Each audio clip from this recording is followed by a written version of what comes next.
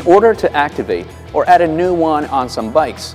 Based on the TPMS connectivity technology, you may need to have a tool like Texas TPS2 or use directly the potentials offered by the IDC5 software.